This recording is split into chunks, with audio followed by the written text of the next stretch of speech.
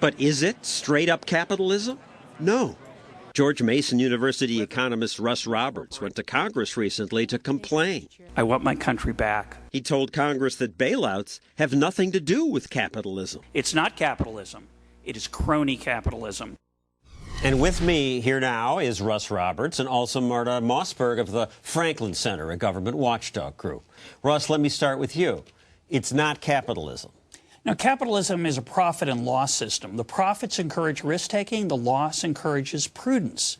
That's the extraordinary level of responsibility and productivity that we get out of capitalism. But when you take away the loss, which is what we've been doing systematically in the United States with bailouts that actually go back to 1971 with Lockheed Martin, 1984, Continental Illinois, and now the latest ones, you take out the loss, what are you left with? You're left with socialism for the rich, a way for rich folks to take risk, get all the reward, and we, the taxpayers, bear the loss. It's a despicable system. The cronies are the politically connected companies that get the handouts. Yep, and it's typically an after-the-fact bailout. But if you expect an after-the-fact bailout, you're going to take risks that you would never take with your own money. And we see it over and over again on Wall Street. They take risks with other people's money, not their own. But I hear if we didn't bail them out, we were toast. What was the evidence for that? We didn't get any. The Fed didn't give us any. The Treasury didn't give us any. So we have to do it. Who really got bailed out were the counterparties, the creditors, and people who had lent Bear Stearns money. And they're the politically connected people that benefited. Just like AIG's creditors, Goldman Sachs and other banks, they were the ones who got the benefits from that money. They got the benefits, not but us. If we didn't do it, we were going to be starving to death. That's what they said. They said it was an apocalypse about to happen. Now, nobody believes that GM is crucial for the future of the economy of the United States.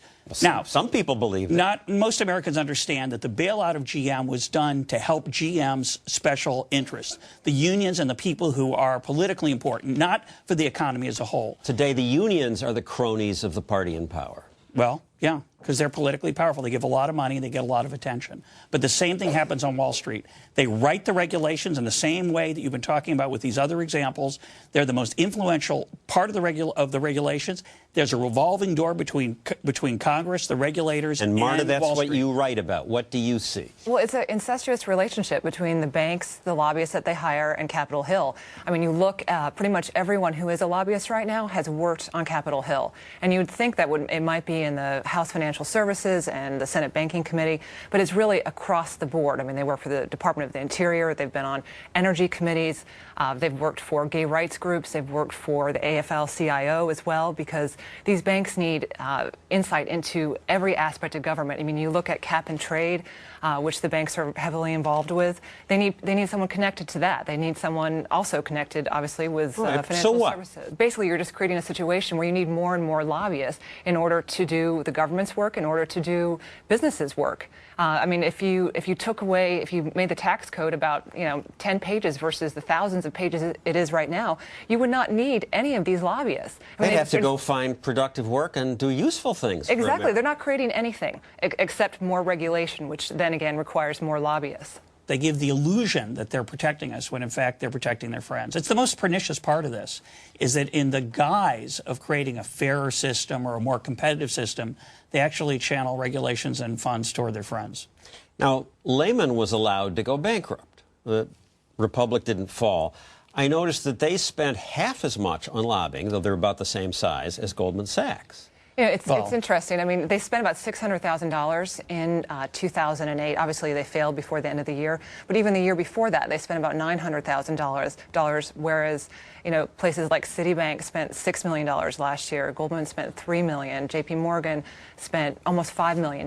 So what's interesting to me, though, is that those numbers are high, but, it's actually a small amount compared to how much these banks make. So, I mean, you're selling out the American public for such a small dollar. It's incredible. And most of Lehman's creditors in their bankruptcy filing were Asian banks who were not politically well connected. Richard Fuld evidently did not have a great relationship with Hank Paulson. He wasn't much of a crony. So they were the example. They said, oh, we can't bail out Lehman because we've got to set an example. Maybe they just weren't politically connected the way the creditors of Bear Stearns and AIG were. So it certainly pays for the AIGs of the world to pay $1 million to lobbyists because they get back tens, hundreds of millions. Oh, definitely. But, you know, when you look at a place like Goldman Sachs, for example, they've graduated so many people into government that they almost don't need to spend as much as the other companies. I mean, they're spending half as much as Citibank, and yet they get these fantastic results if you look at, you know, how they're treated and vilified now. You know, right under Geithner at Treasury is a Goldman alumni. You have people at the World Bank. You have people at the Bank of Italy. They're really smart people. Maybe they're just smarter.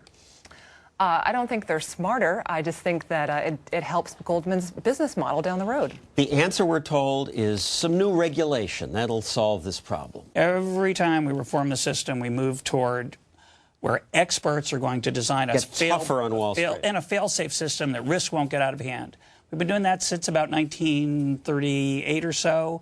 Every 10, 20 years, it blows up. Now it's blowing up more frequently. Maybe we ought to go the different direction. Maybe we ought to say, let's let people fend for themselves. It's called capitalism. Why don't we try it? Thank you, Russ Roberts. I hope we will. I doubt that we will. And so, can we stop this crony capitalism madness? Yes, we can. That's next.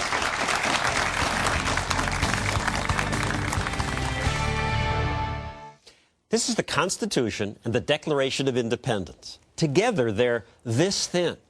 This tiny booklet created the conditions America needed to give 300 million people freedom and prosperity. However, our political leaders always believe they can improve on this, so they keep adding pages of rules.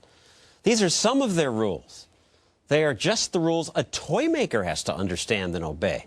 Thousands of pages. Now, I assume these rules are well intended, but many are a useless waste of time and money, and many give companies an advantage over others. These rules foster crony capitalism. Crony capitalism thrives because we've gotten away from this. We've given politicians and bureaucrats unbelievable power to write and rewrite the rules of the game. So, not surprised that they help their friends along the way. Both parties do it. And give our steel away. When George W. Bush was president, the steel industry demanded protection from foreign competition. Without it, they said, Americans will suffer.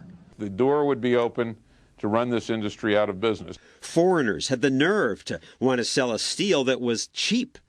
Big Steel lobbied Washington, and the president responded. We look forward to working with you to do what's right for the steel workers and the steel industry of America.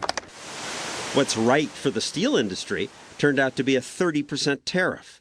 As a result, businesses that were less well-connected, like this casings manufacturer that had to pay more for steel, suffered. We estimate that in the first year of the tariffs, it cost us over $1 million off our bottom line. The politically connected tire industry also got protection. Imports were hit with a 35% tax. Yet politicians had the nerve to say it was about maintaining an open and free trading system. But what about you consumers who want to pay less for steel and tires? Who cares? You don't have a lobby. It's time that we acknowledge the difference between the free market, which is based on raw competition and a level playing field, and crony capitalism, which is based on connections and privilege. The solution? Stop creating this stuff. Stop micromanaging life. This stuff just gives big companies more ways to use their power and connections to cheat, defeat the competition by rigging the game. And that's what they do. They use these dumb rules to hide from fair competition. But there's no room to hide behind this. So this is the solution. Give government less power. And then there's less room for special favors and backroom deals. If we take the crony out of crony capitalism, we can get back to the real thing. And that'll be good for all of us. So thanks for watching. See you next week. Good night. We want to hear from you. Send us your ideas, your examples of government gone wild, and join our studio audience. To do that, email us or call us.